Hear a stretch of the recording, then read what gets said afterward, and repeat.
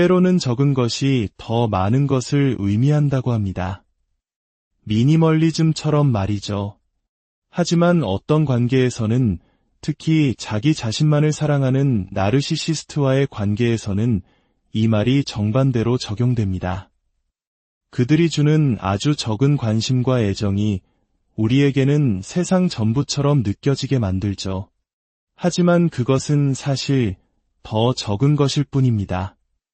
오늘은 바로 위험한 착각, 즉 결핍을 무기로 우리를 조종하는 나르시시스트의 심리, 게임에 대해 깊이 파고들어 보겠습니다. 미국의 소설가 이디스 워튼의 작품에는 이런 대사가 나옵니다. 부와 권력을 가진 뉴욕 상류층 사람들에 대해 이야기하며 한 인물이 말하죠. 어쩌면 그들이 그렇게 영향력 있는 이유는 스스로를 아주 희귀한 존재로 만들기 때문 아닐까요? 이 문장은 나르시시스트와의 관계를 경험해본 사람이라면 뼈저리게 공감할 말입니다. 관계 초반, 폭풍처럼 쏟아지는 애정 공세, 즉 러브바밍을 기억하실 겁니다. 하지만 이 러브바밍이 강력한 이유는 단순히 선물과 칭찬, 집착적인 관심 때문만이 아닙니다. 그 핵심에는 바로 희소성이라는 교묘한 전략이 숨어 있습니다. 요즘 연애 상담 콘텐츠를 보면 비슷한 조언들이 많습니다. 이제 막 만나기 시작한 상대에게 푹 빠져서 휴대폰만 쳐다보며 언제 답장이 올까 전전긍긍하는 사람들에게 상담가들은 이렇게 말하죠. 1시간만 다른 일에 집중해보세요. 그런데 1시간이 지나도 답장은 오지 않습니다. 분명 한두 번의 데이트는 완벽했고 몇 주간 관계가 잘 진행되고 있다고 믿었는데 말이죠. 관계 초기 몇 주 동안 그는 당신의 좋은 아침과 잘 자라는 인사를 빼놓지 않았습니다. 이런 감정은 처음이라며 지금 뭘 하고 있는지 시시콜콜 알려주며 당신과 깊이 연결되어 있다는 느낌을 주었죠. 그런데 어느 순간부터 답장이 뜸해지거나 아예 오지 않습니다. 당신은 처음으로 불안해지기 시작합니다. 내가 뭘 잘못했나? 물론 그들의 변명은 그럴듯합니다. 요즘 회사 일이 너무 바빴어. 마감에 쫓기느라 정신이 없었네. 감기에 걸려서. 집안에 좀 안 좋은 일이 있었어. 하지만 여러분, 문자 메시지 하나 보내는 데는 고작 10초면 충분합니다. 연애 전문가들은 말합니다. 48시간 이상 답장이 없다면 그 사람은 당신에게 관심이 없는 것이라고. 하지만 사람들은 이 냉정한 조언을 받아들이기 힘들어합니다. 바로 이 지점에서 관계 속에 인위적으로 만들어진 결핍이 많은 사람들을 트라우마의 늪으로 끌어당기는 시작점이 됩니다. 48시간이 지나 60시간이 다 되어갈 무렵 당신은 이미 마음의 정리를 시작했을지도 모릅니다.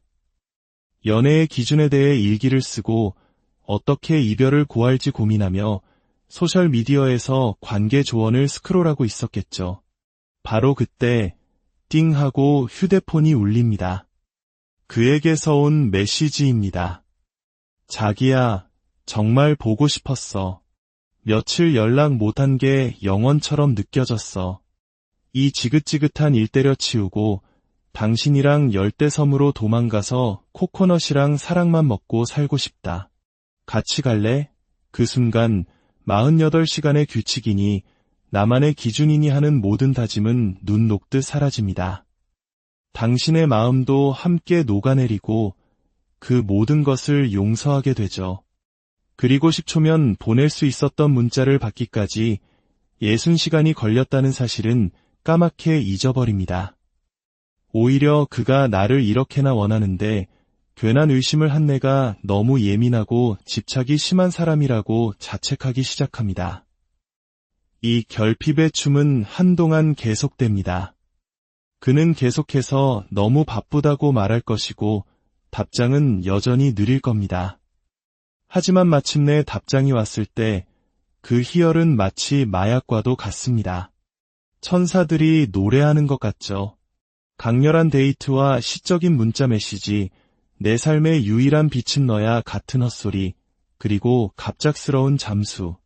이 뜨거움과 차가움의 반복, 이것이 바로 트라우마 본딩의 교과서적인 과정입니다. 결핍은 갈망을 낳습니다. 누군가 설탕을 먹지 말라고 하면 더 먹고 싶어지는 것처럼 말이죠. 하지만 관계에서의 결핍은 우리 자신을 의심하게 만듭니다. 그리고 우리는 스스로를 신경과민 환자로 모는 각본을 쓰기 시작하죠. 나르시시스트 파트너는 이 기회를 놓치지 않고 파고듭니다. 오, 우리 애기, 나 없으면 안 되는구나. 우리가 함께하는 시간을 이렇게나 좋아해주니 나도 기뻐. 하지만 명심하세요. 6개월 뒤 당신은 더 이상 귀여운 애기가 아닐 겁니다. 그저 집착이 심하고 피곤한 사람이 될 것이고 그들은 아주 잔인하게 당신을 대할 것입니다. 이러한 결핍의 파괴적인 영향은 어린 시절에 더욱 치명적입니다. 나르시시스트 부모는 마치 미꾸라지처럼 손에 잡히지 않고 정서적으로 다가갈 수 없는 존재입니다. 특히 우리 한국 사회의 많은 분들이 공감하실 이야기일 겁니다. 급격한 경제 성장을 이뤄냈던 60, 70년대 바깥일에만 몰두해야 했던 가부장적인 아버지의 모습을 떠올리게 하죠. 가족들 사이에서는 아빠 일하실 땐 절대 방해하면 안 돼, 라는 암묵적인 규칙이 존재합니다. 그들의 서재나 책상은 마치 신성불가침의 영역처럼 여겨집니다. 그들이 퇴근하고 집에 돌아올 때 아이들은 기뻐해야 할지 두려워해야 할지 알 수 없습니다. 오늘 하루 기분이 좋으셨을지 아니면 안 좋으셨을지 전혀 예측할 수 없기 때문이죠. 그래서 아이들은 극도로 예민해집니다. 부모의 얼굴 표정을 읽고 현관문에서 들리는 열쇠 소리의 미세한 톤 변화까지 감지하려 했습니다. 이것이 바로 생존을 위해 눈치의 달인이 되어가는 과정입니다. 많은 나르시시스트 부모들은 그저 늘 바쁩니다. 자기 자신의 일에만 몰두하죠. 그래서 그들과 단둘이 시간을 갖는다는 것은 아이에게 아주 특별한 이벤트가 됩니다. 심부름에 데려가거나 집안일을 도와달라고 할 때처럼 말이죠. 하지만 그 심부름과 집안일은 아이가 원하는 것이 아닙니다. 아이는 그저 아빠와 함께 공을 차거나 놀고 싶을 뿐입니다. 이것은 부모가 아이를 위해 시간을 내는 것이 아니라 부모가 자신의 필요에 아이를 끌어들이는 것입니다. 그래서 부모가 부를 때 아이는 달려갑니다. 혹시 이번에는 아주 드물게 일어나는 기적처럼 그들이 내게 관심을 가져줄지도 모른다는 희망 때문입니다. 내 이야기에 귀를 기울여주고 웃어주고 어쩌면 아이스크림이라도 사줄지 모른다는 기대감. 아이는 이런 복잡한 감정을 말로 표현할 수 없습니다. 하지만 이 짧은 순간들은 아이에게 거짓된 안정감을 심어줍니다. 봐, 아빠는 날 사랑해. 나를 보고 있잖아. 나를 데려가고 싶어 하잖아. 나는 아빠에게 중요한 사람이야. 저 역시 어릴 적 아버지의 심부름으로 동네 남성복 매장에 따라갔던 기억이 생생합니다. 그곳은 숨막히게 지루한 공간이었습니다. 가게에는 커다란 벨벳 의자 2개와 나무틀로 된 창문이 있었죠. 왜 그곳에 끌려갔는지조차 알 수 없었지만 저는 너무 지루한 나머지 넥타이의 패턴과 색깔을 관찰하거나 그 가게가 제 집인 척 상상의 나래를 펼치며 시간을 보냈습니다. 하지만 그 시간 동안 저를 데려간 부모님은 단 한순간도 제게 관심을 주지 않았습니다. 남성복은 온통 회색, 갈색, 검은색뿐이었죠. 그 모든 것은 어린아이인 저와는 아무런 관련이 없는 지루하고 따분한 세상이었습니다. 하지만 그것이 아마도 제가 부모님의 세상에 포함될 수 있었던 유일한 시간이었을 겁니다.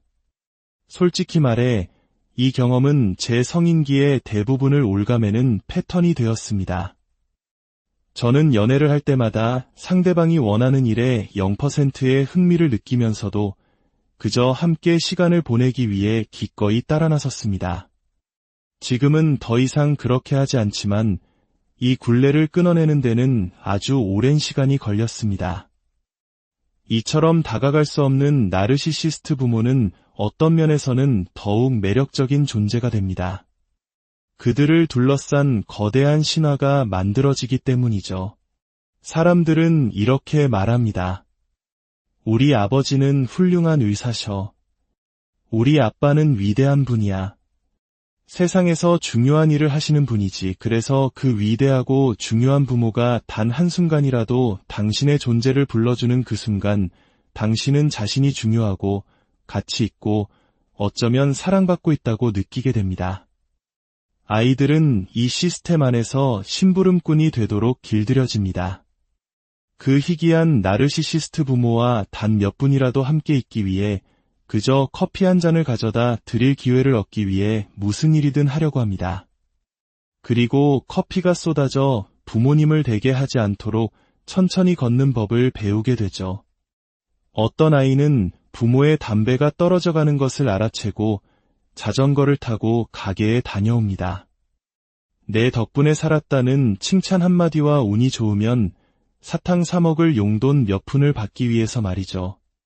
어떤 아이는 10살이 되기도 전에 마티니 만드는 법을 배웁니다. 아이들은 이처럼 산만하고 무심하며 다가갈 수 없는 부모의 눈에 단 한순간이라도 들기 위해 작은 집사, 바텐더, 비서가 됩니다. 제가 상담했던 많은 분들은 바로 그 다가갈 수 없는 부모에게서 받은 아주 작은 관심의 조각이 너무나도 강렬했기 때문에 그 관계가 잘못되었다는 것을 인정하고 벗어나는 것이 훨씬 더 어려웠다고 말합니다. 마치 먹구름 사이로 아주 잠깐 비치는 햇살을 기다리는 것처럼 그들은 나르시시스트 부모가 잠시나마 자신에게 관심을 주는 순간만을 애타게 기다렸습니다. 이러한 결핍은 우리 마음속에 잘못된 믿음을 심습니다. 내가 사랑받거나 주목받으려면 무언가 부족하거나 특별한 노력을 해야만 해. 그리고 마침내 그들의 주목을 받는 것은 행운이야. 우리는 그들의 주변에 있는 다른 사람들을 보며 생각합니다. 직장 동료들, 인테리어 공사를 도와주는 아저씨, 혹은 그들이 가끔 우리를 데려가는 철물점의 예쁜 아가씨. 그들은 모두 부모의 관심을 받는데 왜 나는 아닐까? 이 상처는 성인이 되어서도 계속됩니다. 우리는 왜 그에게서 답장이 오지 않는지 궁금해하며 그 원인이 우리 자신에게 있다고 단정짓습니다. 내가 부족해서야. 내가 매력이 없어서야. 어린 시절 내내 우리는 부재하고 무관심하며 이기적이고 공감 능력 없는 부모가 우리를 바라봐 주기를, 알아봐 주기를, 그리고 그들이 결코 될 수 없는 존재, 즉 다정하고 사랑이 넘치는 부모가 되어주기를 바라며 평생을 보냅니다. 하지만 기억해야 합니다. 사랑을 줄 수 있는 능력의 부재는 그들에게 있었던 것이지 당신에게 사랑스러움이 부족했던 것이 결코 아닙니다. 이디스 워튼의 말처럼 그들의 영향력은 그들의 희귀함에서 나옵니다. 그들의 무관심과 거리두기가 아주 작은 빵 부스러기 같은 관심을 얼마나 더 달콤하게 만드는지 경계해야 합니다. 그리고 그 작은 부스러기를 얻기 위해 우리가 우리 자신을 얼마나 바꾸고 원하지 않는 일을 하고 모든 요구를 들어주며 그들이 관심을 주지 않을 때마다 우리 자신을 탓하게 되는지 깨달아야 합니다. 내가 조금만 더 중요한 사람이었다면 그들이 나를 알아봐 줬을 텐데라는 위험한 생각의 씨앗을 우리 마음속에 심게 되는 것입니다. 이제 우리를 트라우마의 늪에 가두는 4가지 감정에 대해 이야기해 보겠습니다. 그것은 바로 죄책감, 슬픔, 연민, 그리고 수치심입니다. 이 4가지 감정은 따로따로 오지 않고 서로를 증폭시키며 우리를 올가맵니다. 첫째, 죄책감입니다. 가까운 사람이 나르시시스트일지도 모른다고 생각하는 것만으로 죄책감을 느끼거나 지난주에 그가 내게 잘해줬던 일 하나 때문에 모든 것을 용서하려고 합니다. 둘째, 슬픔입니다. 건강한 어린 시절을 보내지 못한 것에 대한 슬픔, 내 결혼 생활이 결코 건강하지 않았다는 사실에 대한 깊은 슬픔을 느낍니다. 셋째, 수치심입니다. 이 혼란스럽고 엉망인 관계 속에서 느끼는 고립감과 손상된 자존감은 깊은 수치심을 유발합니다. 특히 상대가 밖에서는 인기가 많거나 지역 사회의 기둥으로 존경받는 인물일 경우 이 수치심은 더욱 커집니다. 그리고 마지막으로 연민입니다. 특히 당신의 파트너가 늘 슬픔에 차 있고 사회적으로 서툴며 하는 일마다 잘 풀리지 않고 불안해하는 취약한 나르시시스트일 경우 당신은 그를 불쌍하게 여깁니다. 그에게 끔찍한 어린 시절이 있었다는 것을 알게 되면 그 연민은 더욱 깊어지죠. 심지어 그들이 당신을 떠나지 못하게 하려고 흘리는 악어의 눈물에도 당신의 마음은 약해집니다. 공감 능력이 뛰어난 사람에게 연민은 아주 다루기 힘든 감정입니다. 마치 상처 입은 고슴도치를 구해주려다 온몸에 가시가 박히는 것과 같습니다. 이 네 가지 감정은 너무나도 생생하게 느껴지기 때문에 진짜처럼 보입니다. 하지만 문제는 그 감정 자체가 아니라 그 감정을 유발하는 왜곡된 생각과 조종적인 행동에 있습니다. 죄책감과 수치심은 동전의 양면과 같습니다. 나르시시스트 관계의 피해자들은 대부분 상대에게 해를 끼치지 않으면서도 오히려 자신이 상대를 해치고 있다는 말을 듣습니다. 이것이 바로 다어보라는 가스라이팅 기술입니다. 가해자가 자신의 잘못을 부인하고 피해자를 공격한 뒤 피해자와 가해자의 역할을 뒤바꾸는 것이죠. 이 교묘한 춤에 휘말리면 누구라도 쉽게 그들의 희생양 연극에 넘어가 죄책감을 느끼게 됩니다. 이제 나르시시스트의 세계를 지배하는 가장 핵심적인 원리, 흑백 논리에 대해 이야기해 보겠습니다. 심리학에서는 이를 이분법적 사고라고 부릅니다. 그들에게 세상은 좋음 아니면 나쁨, 단 두 가지로만 존재합니다. 회색 지대란 없습니다. 어린 시절, 나르시시스트 부모는 아이를 착한 아이와 나쁜 아이로 구분합니다. 아이는 부모에게 착한 아이로 인정받기 위해 필사적으로 노력하는 법을 배웁니다. 어떻게 하면 될까요? 그들의 심기를 거스르지 않고 너무 잘나서 그들을 위협하지도 않으며 절대로 반항하지 않고 궁극적으로는 진정한 자아를 포기하는 것입니다. 그저 그들에게 안전하고 쉽고 편리한 존재가 되는 것이죠. 아이는 혼란스럽습니다. 가끔은 좋은 부모의 모습이 보이기 때문입니다. 그래서 부모에게 화가 나는 것 같은 부정적인 감정이 들 때마다 아이는 그런 생각을 한자기 자신에게 죄책감을 느낍니다. 나르시시스트 부모는 자녀를 학대하고 소리치는 행동이 아이를 위한 것이라고 믿는 망상에 빠져 있기도 합니다. 내가 너한테 엄하게 하는 건 다 널 위해서야. 그래야 내가 다른 애들처럼 루저가 안 되지. 이 칭찬조차 실은 나의 학대가 너를 좋게 만들었다는 끔찍한 가스라이팅입니다. 아이는 부모의 잔인한 대우와 혼란스러운 관계를 맺게 됩니다. 정말 뒤틀린 일이죠. 아이는 착한 아이로 여겨지는 자신의 특성을 내면화하고 그것을 어른이 되어서도 방어기제로 사용합니다.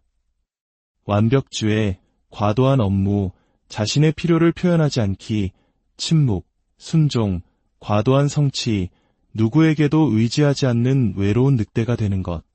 이것들이 바로 그 예입니다.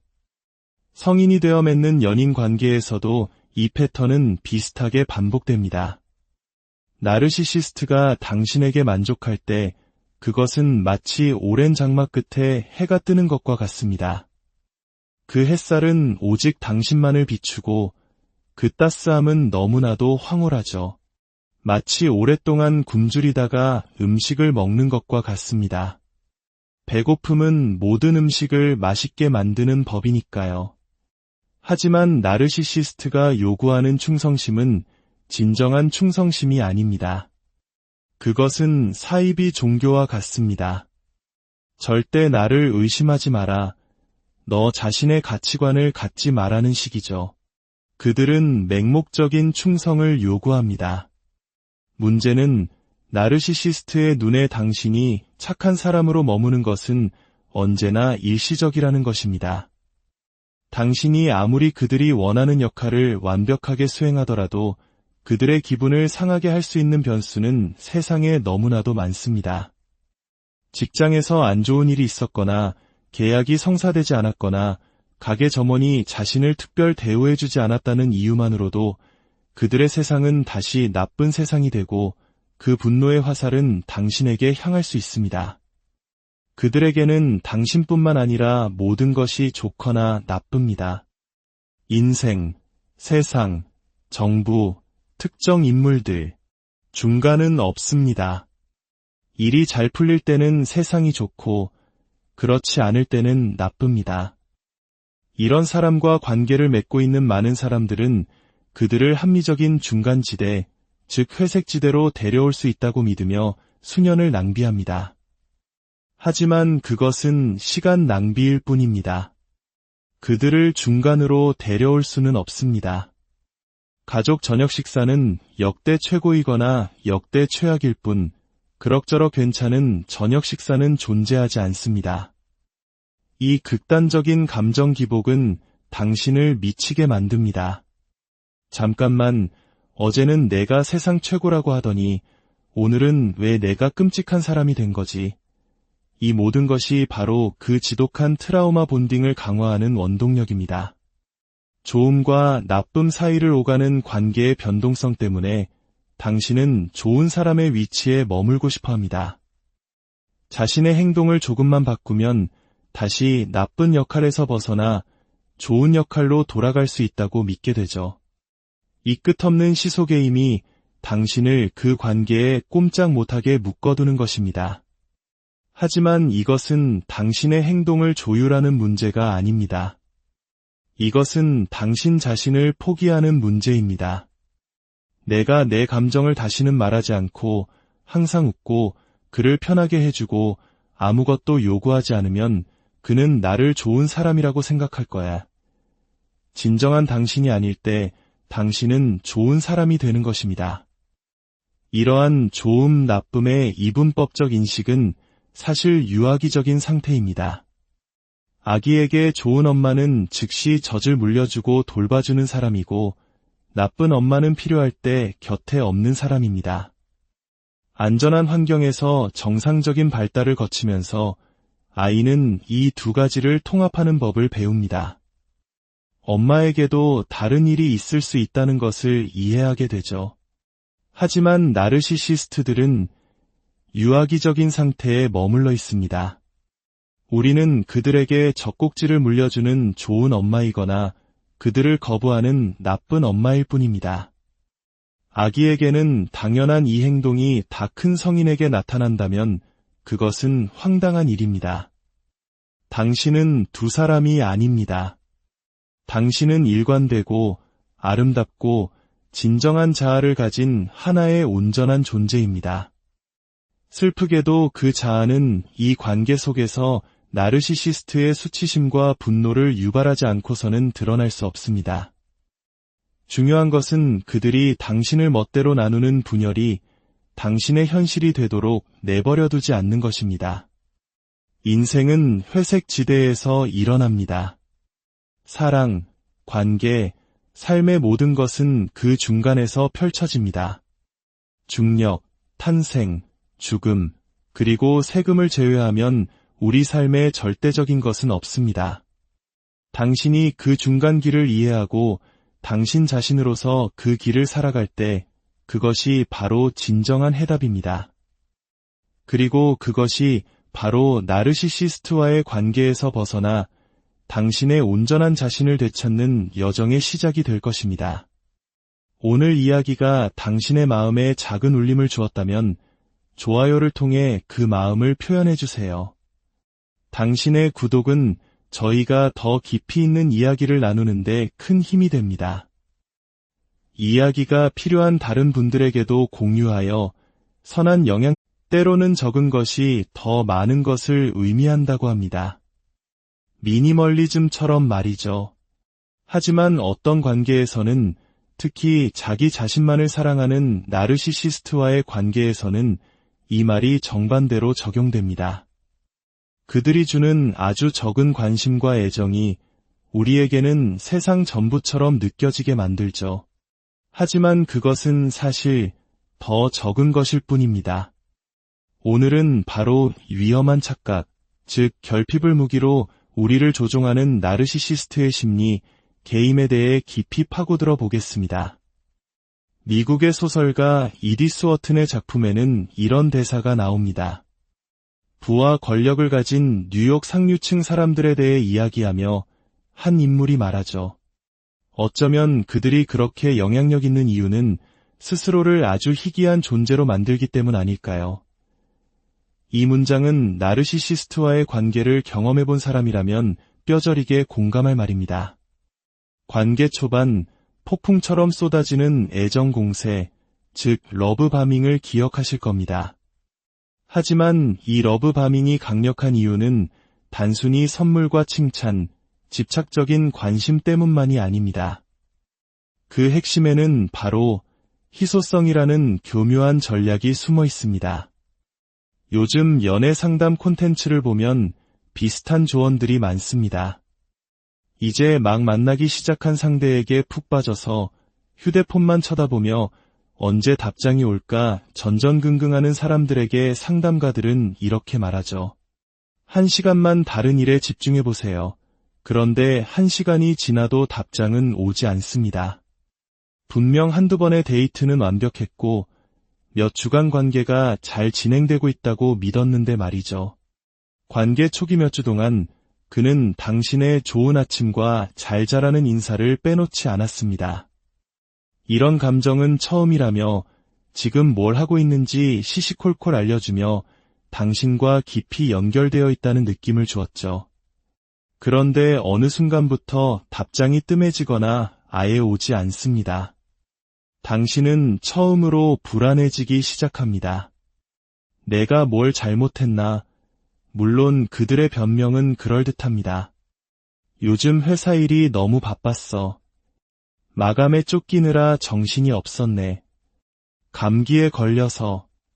집안에 좀 안 좋은 일이 있었어. 하지만 여러분, 문자 메시지 하나 보내는 데는 고작 10초면 충분합니다. 연애 전문가들은 말합니다. 48시간 이상 답장이 없다면 그 사람은 당신에게 관심이 없는 것이라고.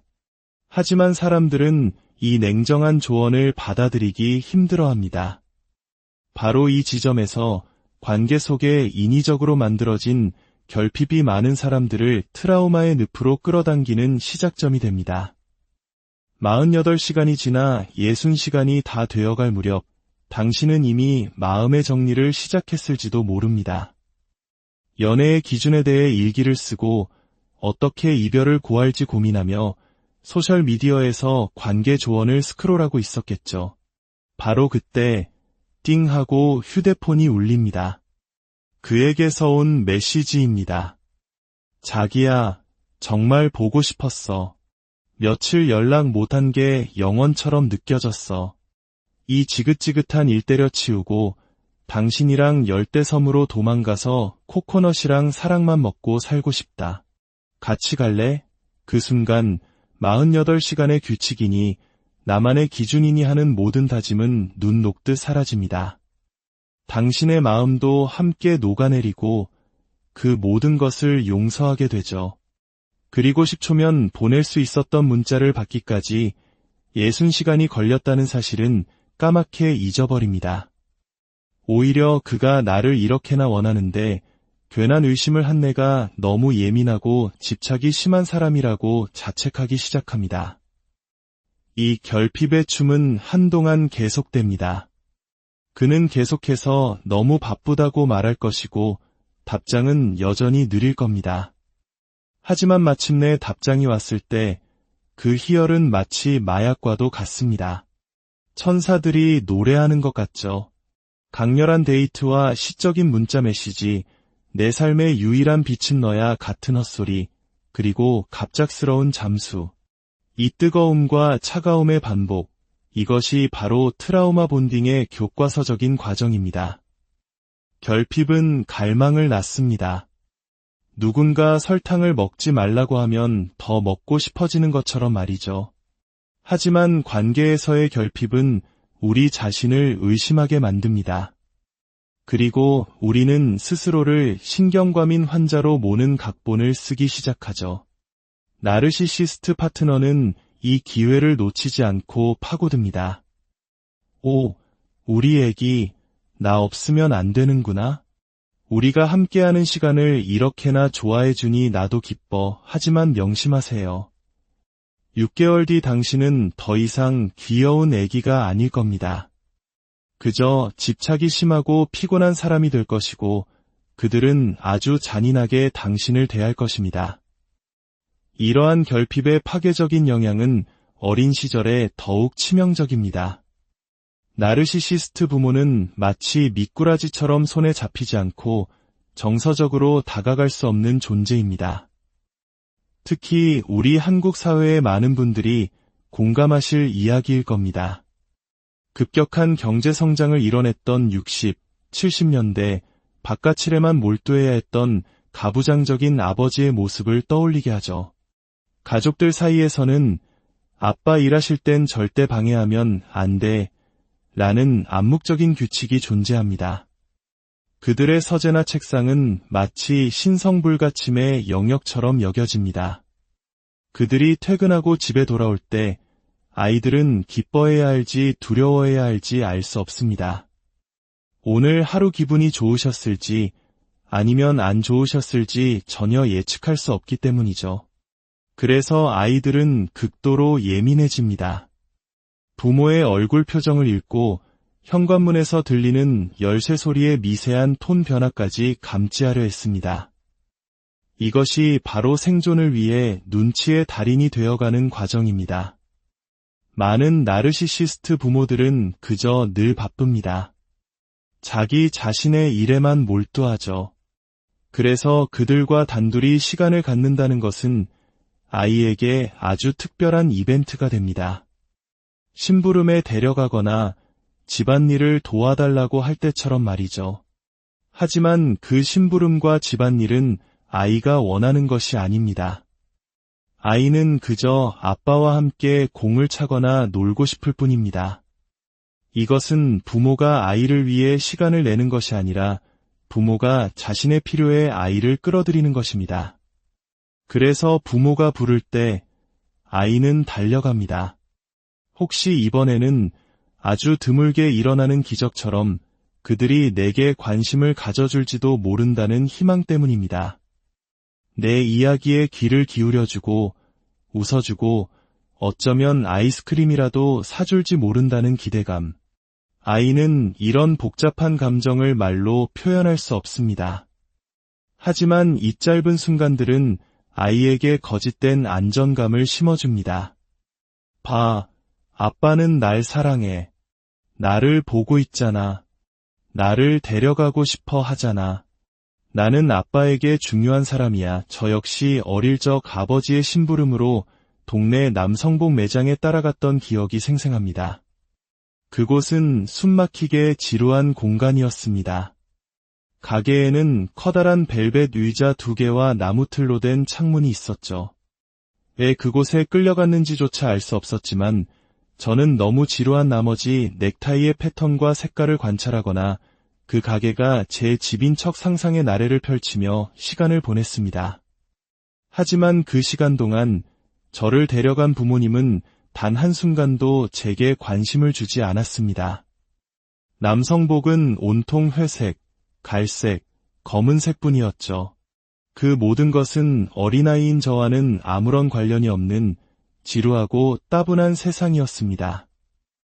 하지만 그것이 아마도 제가 부모님의 세상에 포함될 수 있었던 유일한 시간이었을 겁니다. 솔직히 말해 이 경험은 제 성인기의 대부분을 옭아매는 패턴이 되었습니다. 저는 연애를 할 때마다 상대방이 원하는 일에 0%의 흥미를 느끼면서도 그저 함께 시간을 보내기 위해 기꺼이 따라 나섰습니다. 지금은 더 이상 그렇게 하지 않지만 이 굴레를 끊어내는 데는 아주 오랜 시간이 걸렸습니다. 이처럼 다가갈 수 없는 나르시시스트 부모는 어떤 면에서는 더욱 매력적인 존재가 됩니다. 그들을 둘러싼 거대한 신화가 만들어지기 때문이죠. 사람들은 이렇게 말합니다. 우리 아버지는 훌륭한 의사셔. 우리 아빠는 위대한 분이야. 세상에서 중요한 일을 하시는 분이지. 그래서 그 위대하고 중요한 부모가 단 한순간이라도 당신의 존재를 불러주는 그 순간, 당신은 자신이 중요하고 가치 있고 어쩌면 사랑받고 있다고 느끼게 됩니다. 아이들은 이 시스템 안에서 심부름꾼이 되도록 길들여집니다. 그 희귀한 나르시시스트 부모와 단 몇 분이라도 함께 있기 위해 그저 커피 한 잔을 가져다 드릴 기회를 얻기 위해 무슨 일이든 하려고 합니다. 그리고 커피가 쏟아져 부모님을 대게 하지 않도록 천천히 걷는 법을 배우게 되죠. 어떤 아이는 부모의 담배가 떨어져 가는 것을 알아채고 자전거를 타고 가게에 다녀옵니다. 내 덕분에 살았다는 칭찬 한마디와 운이 좋으면 사탕 사 먹을 용돈 몇 푼을 받기 위해서 말이죠. 어떤 아이는 10살이 되기도 전에 마티니 만드는 법을 배웁니다. 아이들은 이처럼 산만하고 무심하며 다가갈 수 없는 부모의 눈에 단 한순간이라도 들기 위해 작은 집사, 바텐더, 비서가 됩니다. 제가 상담했던 많은 분들은 바로 그 다가갈 수 없는 부모에게서 받은 아주 작은 관심의 조각이 너무나도 강렬했기 때문에 그 관계가 잘못되었다는 것을 인정하고 벗어나는 것이 훨씬 더 어려웠다고 말합니다. 마치 먹구름 사이로 아주 잠깐 비치는 햇살을 기다리는 것처럼 그들은 나르시시스트 부모가 잠시나마 자신에게 관심을 주는 순간만을 애타게 기다렸습니다. 이러한 결핍은 우리 마음속에 잘못된 믿음을 심습니다. 내가 사랑받거나 주목받으려면 무언가 부족하거나 특별한 노력을 해야만 해. 그리고 마침내 그들의 주목을 받는 것은 행운이야. 우리는 그들의 주변에 있는 다른 사람들을 보며 생각합니다. 직장 동료들, 인테리어 공사를 도와주는 아저씨, 혹은 그들이 가끔 우리를 데려가는 철물점의 예쁜 아가씨. 그들은 모두 부모의 관심을 받는데 왜 나는 아닐까? 이 상처는 성인이 되어서도 계속됩니다. 우리는 왜 그에게서 답장이 오지 않는지 궁금해하며 그 원인이 우리 자신에게 있다고 단정짓습니다. 내가 부족해서야.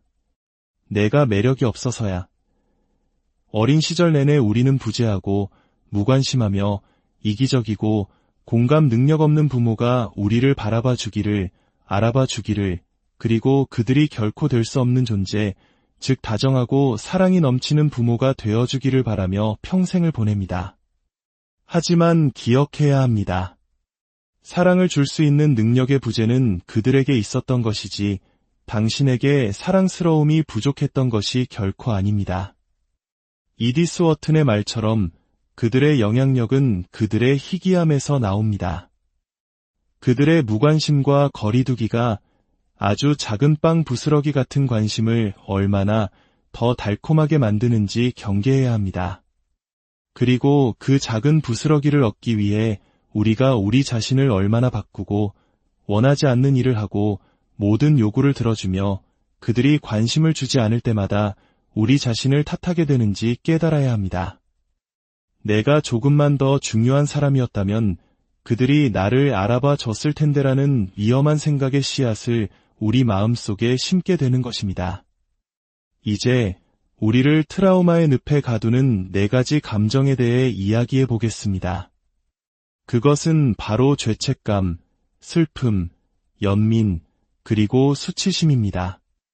이 4가지 감정은 따로따로 오지 않고 서로를 증폭시키며 우리를 올가맵니다. 첫째, 죄책감입니다. 가까운 사람이 나르시시스트일지도 모른다고 생각하는 것만으로 죄책감을 느끼거나 지난주에 그가 내게 잘해줬던 일 하나 때문에 모든 것을 용서하려고 합니다. 둘째, 슬픔입니다. 건강한 어린 시절을 보내지 못한 것에 대한 슬픔, 내 결혼 생활이 결코 건강하지 않았다는 사실에 대한 깊은 슬픔을 느낍니다. 셋째, 수치심입니다. 이 혼란스럽고 엉망인 관계 속에서 느끼는 고립감과 손상된 자존감은 깊은 수치심을 유발합니다. 특히 상대가 밖에서는 인기가 많거나 지역 사회의 기둥으로 존경받는 인물일 경우 이 수치심은 더욱 커집니다. 그리고 마지막으로 연민입니다. 특히 당신의 파트너가 늘 슬픔에 차 있고 사회적으로 서툴며 하는 일마다 잘 풀리지 않고 불안해하는 취약한 나르시시스트일 경우 당신은 그를 불쌍하게 여깁니다. 그에게 끔찍한 어린 시절이 있었다는 것을 알게 되면 그 연민은 더욱 깊어지죠. 심지어 그들이 당신을 떠나지 못하게 하려고 흘리는 악어의 눈물에도 당신의 마음은 약해집니다. 공감 능력이 뛰어난 사람에게 연민은 아주 다루기 힘든 감정입니다.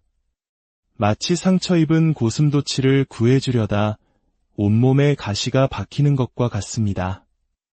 이 네 가지 감정은 너무나도 생생하게 느껴지기 때문에 진짜처럼 보입니다.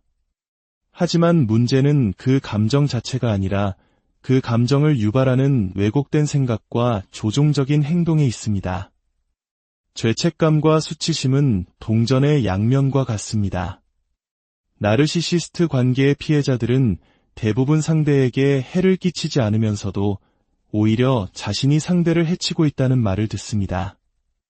이것이 바로 다어보라는 가스라이팅 기술입니다. 가해자가 자신의 잘못을 부인하고 피해자를 공격한 뒤 피해자와 가해자의 역할을 뒤바꾸는 것이죠. 이 교묘한 춤에 휘말리면 누구라도 쉽게 그들의 희생양 연극에 넘어가 죄책감을 느끼게 됩니다. 이제 나르시시스트의 세계를 지배하는 가장 핵심적인 원리, 흑백 논리에 대해 이야기해 보겠습니다. 심리학에서는 이를 이분법적 사고라고 부릅니다. 그들에게 세상은 좋음 아니면 나쁨, 단 두 가지로만 존재합니다. 회색 지대란 없습니다. 어린 시절, 나르시시스트 부모는 아이를 착한 아이와 나쁜 아이로 구분합니다. 아이는 부모에게 착한 아이로 인정받기 위해 필사적으로 노력하는 법을 배웁니다. 어떻게 하면 될까요? 그들의 심기를 거스르지 않고 너무 잘나서 그들을 위협하지도 않으며 절대로 반항하지 않고 궁극적으로는 진정한 자아를 포기하는 것입니다. 그저 그들에게 안전하고 쉽고 편리한 존재가 되는 것이죠. 아이는 혼란스럽습니다. 가끔은 좋은 부모의 모습이 보이기 때문입니다. 그래서 부모에게 화가 나는 것 같은 부정적인 감정이 들 때마다 아이는 그런 생각을 한자기 자신에게 죄책감을 느낍니다. 나르시시스트 부모는 자녀를 학대하고 소리치는 행동이 아이를 위한 것이라고 믿는 망상에 빠져 있기도 합니다. 내가 너한테 엄하게 하는 건 다 널 위해서야. 그래야 내가 다른 애들처럼 루저가 안 되지. 이 칭찬조차 실은 나의 학대가 너를 좋게 만들었다는 끔찍한 가스라이팅입니다. 아이는 부모의 잔인한 대우와 혼란스러운 관계를 맺게 됩니다.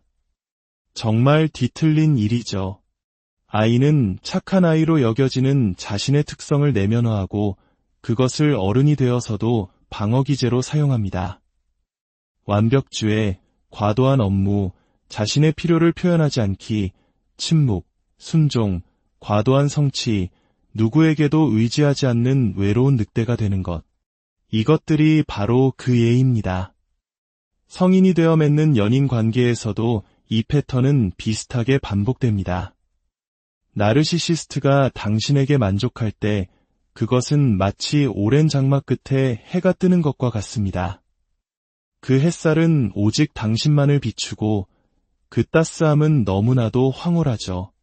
마치 오랫동안 굶주리다가 음식을 먹는 것과 같습니다. 배고픔은 모든 음식을 맛있게 만드는 법이니까요. 하지만 나르시시스트가 요구하는 충성심은 진정한 충성심이 아닙니다. 그것은 사이비 종교와 같습니다. 절대 나를 의심하지 마라. 너 자신의 가치관을 갖지 마라는 식이죠. 그들은 맹목적인 충성을 요구합니다. 문제는 나르시시스트의 눈에 당신이 착한 사람으로 머무는 것은 언제나 일시적이라는 것입니다. 당신이 아무리 그들이 원하는 역할을 완벽하게 수행하더라도 그들의 기분을 상하게 할 수 있는 변수는 세상에 너무나도 많습니다. 직장에서 안 좋은 일이 있었거나 계약이 성사되지 않았거나 가게 점원이 자신을 특별 대우해주지 않았다는 이유만으로도 그들의 세상은 다시 나쁜 세상이 되고 그 분노의 화살은 당신에게 향할 수 있습니다. 그들에게는 당신뿐만 아니라 모든 것이 좋거나 나쁩니다. 인생, 세상, 정부, 특정 인물들, 중간은 없습니다. 일이 잘 풀릴 때는 세상이 좋고 그렇지 않을 때는 나쁩니다. 이런 사람과 관계를 맺고 있는 많은 사람들은 그들을 합리적인 중간지대, 즉 회색지대로 데려올 수 있다고 믿으며 수년을 낭비합니다. 하지만 그것은 시간 낭비일 뿐입니다. 그들을 중간으로 데려올 수는 없습니다. 가족 저녁 식사는 역대 최고이거나 역대 최악일 뿐 그럭저럭 괜찮은 저녁 식사는 존재하지 않습니다. 이 극단적인 감정 기복은 당신을 미치게 만듭니다. 잠깐만, 어제는 내가 세상 최고라고 하더니 오늘은 왜 내가 끔찍한 사람이 된 거지? 이 모든 것이 바로 그 지독한 트라우마 본딩을 강화하는 원동력입니다. 좋음과 나쁨 사이를 오가는 관계의 변동성 때문에 당신은 좋은 사람의 위치에 머물고 싶어 합니다. 자신의 행동을 조금만 바꾸면 다시 나쁜 역할에서 벗어나 좋은 역할로 돌아갈 수 있다고 믿게 되죠. 이 끝없는 시소게임이 당신을 그 관계에 꼼짝 못하게 묶어두는 것입니다. 하지만 이것은 당신의 행동을 조율하는 문제가 아닙니다. 이것은 당신 자신을 포기하는 문제입니다. 내가 내 감정을 다시는 말하지 않고 항상 웃고 그를 편하게 해주고 아무것도 요구하지 않으면 그는 나를 좋은 사람이라고 생각할 거야. 진정한 당신이 아닐 때 당신은 좋은 사람이 되는 것입니다. 이러한 좋음, 나쁨의 이분법적 인식은 사실 유아기적인 상태입니다. 아기에게 좋은 엄마는 즉시 젖을 물려주고 돌봐주는 사람이고 나쁜 엄마는 필요할 때 곁에 없는 사람입니다. 안전한 환경에서 정상적인 발달을 거치면서 아이는 이 두 가지를 통합하는 법을 배웁니다. 엄마에게도 다른 일이 있을 수 있다는 것을 이해하게 되죠. 하지만 나르시시스트들은 유아기적인 상태에 머물러 있습니다. 우리는 그들에게 젖꼭지를 물려주는 좋은 엄마이거나 그들을 거부하는 나쁜 엄마일 뿐입니다. 아기에게는 당연한 이 행동이 다 큰 성인에게 나타난다면 그것은 황당한 일입니다. 당신은 두 사람이 아닙니다. 당신은 일관되고 아름답고 진정한 자아를 가진 하나의 온전한 존재입니다. 슬프게도 그 자아는 이 관계 속에서 나르시시스트의 수치심과 분노를 유발하지 않고서는 드러날 수 없습니다. 중요한 것은 그들이 당신을 멋대로 나누는 분열이 당신의 현실이 되도록 내버려두지 않는 것입니다. 인생은 회색 지대에서 일어납니다. 사랑, 관계, 삶의 모든 것은 그 중간에서 펼쳐집니다. 중력, 탄생, 죽음, 그리고 세금을 제외하면 우리 삶에 절대적인 것은 없습니다. 당신이 그 중간길을 이해하고 당신 자신으로서 그 길을 살아갈 때 그것이 바로 진정한 해답입니다. 그리고 그것이 바로 나르시시스트와의 관계에서 벗어나 당신의 온전한 자신을 되찾는 여정의 시작이 될 것입니다. 오늘 이야기가 당신의 마음에 작은 울림을 주었다면 좋아요를 통해 그 마음을 표현해 주세요. 당신의 구독은 저희가 더 깊이 있는 이야기를 나누는데 큰 힘이 됩니다.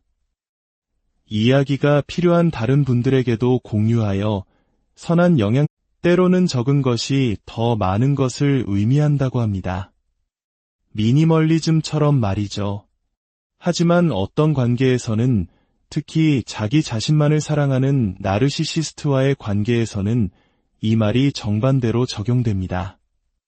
그들이 주는 아주 적은 관심과 애정이 우리에게는 세상 전부처럼 느껴지게 만들죠. 하지만 그것은 사실 더 적은 것일 뿐입니다. 오늘은 바로 위험한 착각, 즉 결핍을 무기로 우리를 조종하는 나르시시스트의 심리, 게임에 대해 깊이 파고들어 보겠습니다. 미국의 소설가 이디스 워튼의 작품에는 이런 대사가 나옵니다. 부와 권력을 가진 뉴욕 상류층 사람들에 대해 이야기하며 한 인물이 말하죠. 어쩌면 그들이 그렇게 영향력 있는 이유는 스스로를 아주 희귀한 존재로 만들기 때문 아닐까요? 이 문장은 나르시시스트와의 관계를 경험해본 사람이라면 뼈저리게 공감할 말입니다. 관계 초반, 폭풍처럼 쏟아지는 애정 공세, 즉 러브바밍을 기억하실 겁니다. 하지만 이 러브바밍이 강력한 이유는 단순히 선물과 칭찬, 집착적인 관심 때문만이 아닙니다. 그 핵심에는 바로 희소성이라는 교묘한 전략이 숨어 있습니다. 요즘 연애 상담 콘텐츠를 보면 비슷한 조언들이 많습니다. 이제 막 만나기 시작한 상대에게 푹 빠져서 휴대폰만 쳐다보며 언제 답장이 올까 전전긍긍하는 사람들에게 상담가들은 이렇게 말하죠. 1시간만 다른 일에 집중해보세요. 그런데 1시간이 지나도 답장은 오지 않습니다. 분명 한두 번의 데이트는 완벽했고 몇 주간 관계가 잘 진행되고 있다고 믿었는데 말이죠. 관계 초기 몇 주 동안 그는 당신의 좋은 아침과 잘 자라는 인사를 빼놓지 않았습니다. 이런 감정은 처음이라며 지금 뭘 하고 있는지 시시콜콜 알려주며 당신과 깊이 연결되어 있다는 느낌을 주었죠. 그런데 어느 순간부터 답장이 뜸해지거나 아예 오지 않습니다. 당신은 처음으로 불안해지기 시작합니다. 내가 뭘 잘못했나? 물론 그들의 변명은 그럴듯합니다. 요즘 회사 일이 너무 바빴어. 마감에 쫓기느라 정신이 없었네. 감기에 걸려서. 집안에 좀 안 좋은 일이 있었어. 하지만 여러분, 문자 메시지 하나 보내는 데는 고작 10초면 충분합니다. 연애 전문가들은 말합니다. 48시간 이상 답장이 없다면 그 사람은 당신에게 관심이 없는 것이라고. 하지만 사람들은 이 냉정한 조언을 받아들이기 힘들어합니다. 바로 이 지점에서 관계 속에 인위적으로 만들어진 결핍이 많은 사람들을 트라우마의 늪으로 끌어당기는 시작점이 됩니다. 48시간이 지나 60시간이 다 되어갈 무렵 당신은 이미 마음의 정리를 시작했을지도 모릅니다. 연애의 기준에 대해 일기를 쓰고 어떻게 이별을 고할지 고민하며 소셜미디어에서 관계 조언을 스크롤하고 있었겠죠. 바로 그때 띵 하고 휴대폰이 울립니다. 그에게서 온 메시지입니다. 자기야, 정말 보고 싶었어. 며칠 연락 못한 게 영원처럼 느껴졌어. 이 지긋지긋한 일 때려치우고 당신이랑 열대섬으로 도망가서 코코넛이랑 사랑만 먹고 살고 싶다. 같이 갈래? 그 순간 48시간의 규칙이니 나만의 기준이니 하는 모든 다짐은 눈 녹듯 사라집니다.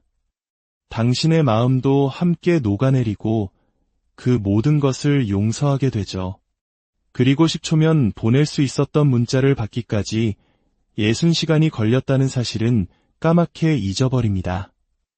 오히려 그가 나를 이렇게나 원하는데 괜한 의심을 한 내가 너무 예민하고 집착이 심한 사람이라고 자책하기 시작합니다.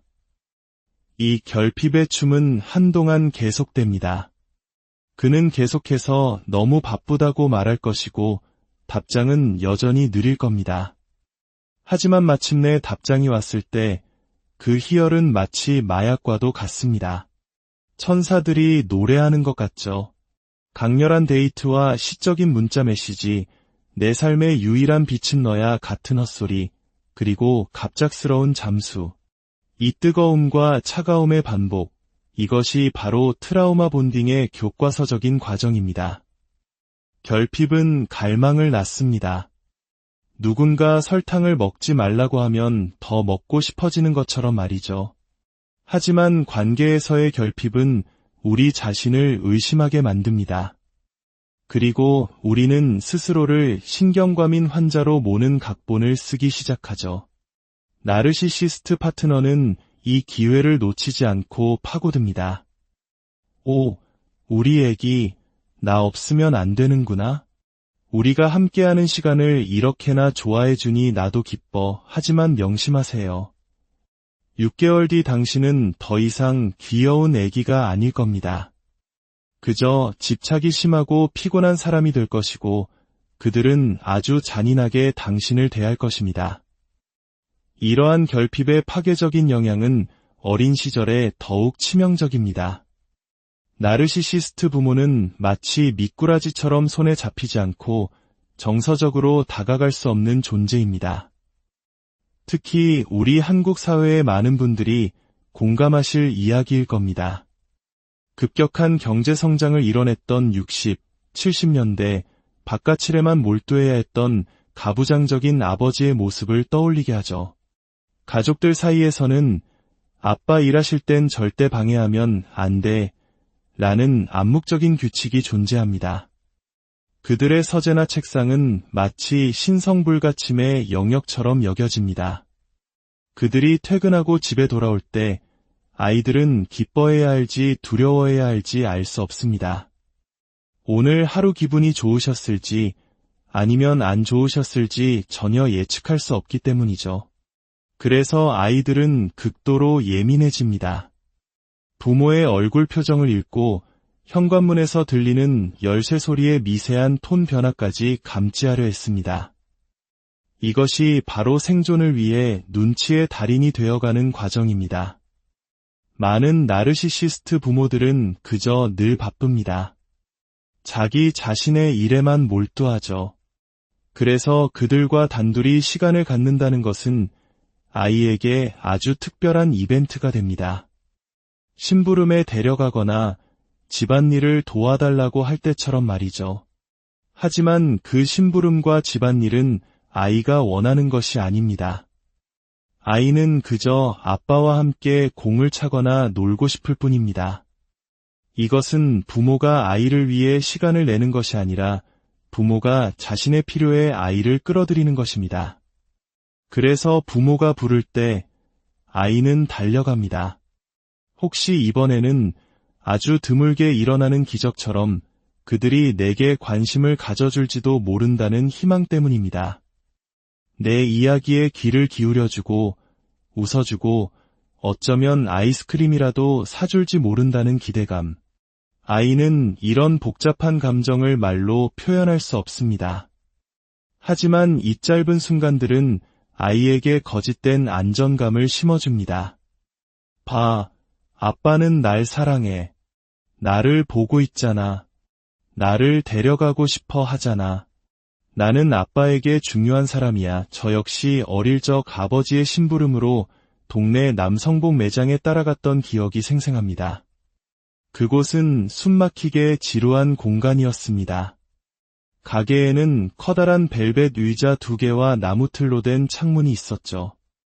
왜 그곳에 끌려갔는지조차 알 수 없었지만 저는 너무 지루한 나머지 넥타이의 패턴과 색깔을 관찰하거나 그 가게가 제 집인 척 상상의 나래를 펼치며 시간을 보냈습니다. 하지만 그 시간 동안 저를 데려간 부모님은 단 한순간도 제게 관심을 주지 않았습니다. 남성복은 온통 회색, 갈색, 검은색뿐이었죠. 그 모든 것은 어린아이인 저와는 아무런 관련이 없는 지루하고 따분한 세상이었습니다.